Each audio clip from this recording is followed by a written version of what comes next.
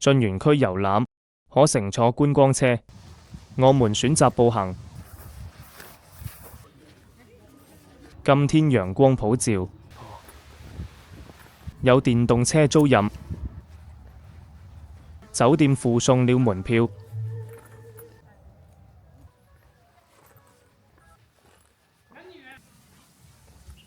園區內有幾間酒店，仙氣飄飄，亭台樓閣，中途休息，喝杯咖啡。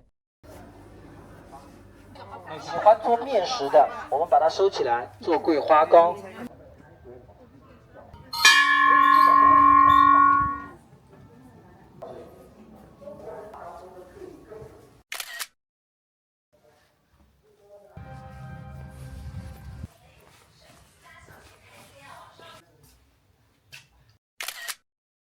不少人影結婚相。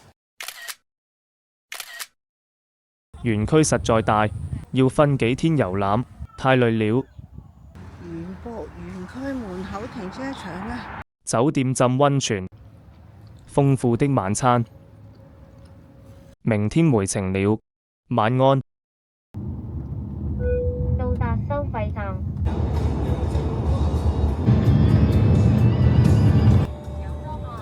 到達安徽黃山。有違法拍照。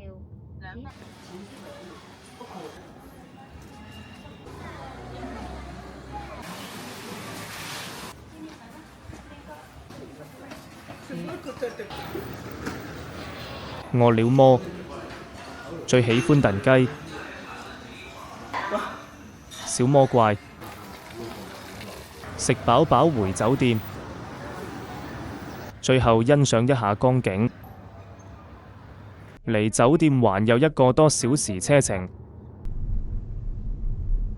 晚上開車，有一段山路。到達酒店。子母房。酒店還有自助洗衣房。清晨鳥語花香，因天氣不好縮短了行程。有一段山路。到達收費站。真的下雨了。到達江西吉安。北京烤鴨。今天回中山了。南沙大橋。終於到。旅程結束，安全回家。